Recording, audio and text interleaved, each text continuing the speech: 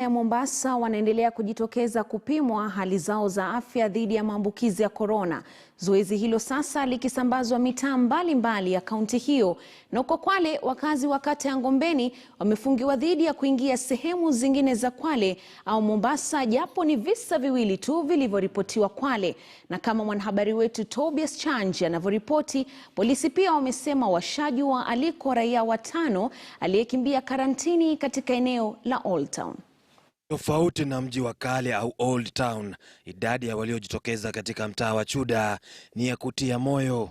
Kufikia mwendo wa saa 4 asubuhi, zaidi ya watu 50 walikuwa washapimwa, huku serikali ikikusudia kupima zaidi ya watu 200.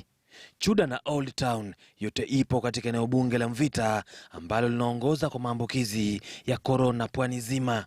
We are anticipating that we will meet our target of 200 people to be tested just within this locality. Katika kaunti ya Kwale, wakazi wanaoishi kata ya Ngombeni wamefungiwa aidha kutoka au kuingia eneo hilo. Ngombeni imepakana na eneo bunge la Likoni lililoko kaunti ya Mombasa na haina kisa chochote cha korona, japo kaunti ya Kwale ina visa viwili. Hili limewaathiri wengi wanaotegemea huduma Kwale au Mombasa.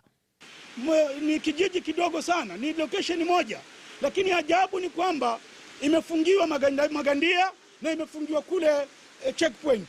Sasa ni kwa nini wamefungiwa watu kama hawa? Kuna ile police block ile ambayo inafanya wengine wasiweze kuja kuweza kupata methadone. Kwa hivyo pia tungeomba serikali kwamba tuangalie hawa vijana. Wengine wamelalamikia ukosefu wa chakula cha msaada.